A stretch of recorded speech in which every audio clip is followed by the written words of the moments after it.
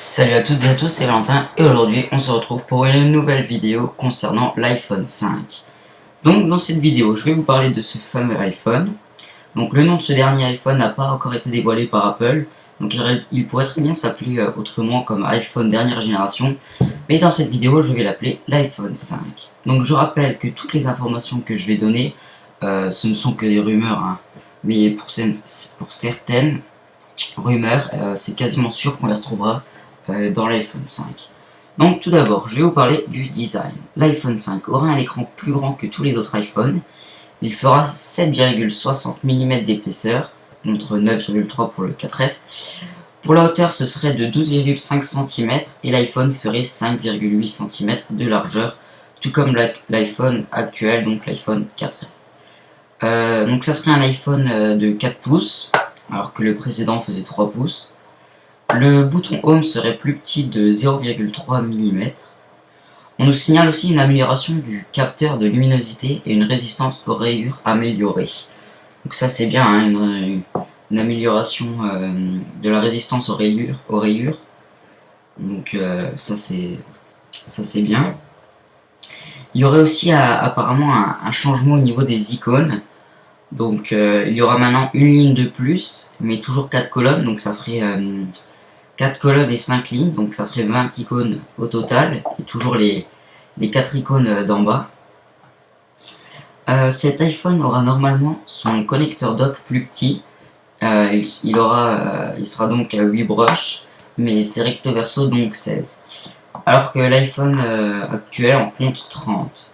Toujours d'après les rumeurs, la SIM pour ce nouvel iPhone, ce sera une nano SIM, donc c'est encore une plus petite que la micro SIM de l'iPhone 4 et 4S, qui permettrait, je pense, sans doute de gagner de la place dans l'iPhone.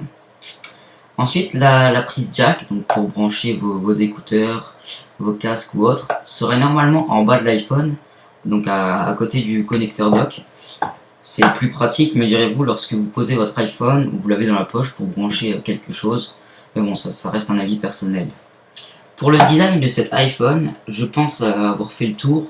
Donc je vais vous mettre à l'écran une image d'un prototype d'iPhone 5 qui pourrait se révéler, je pense, être celui le plus proche de ce nouvel iPhone.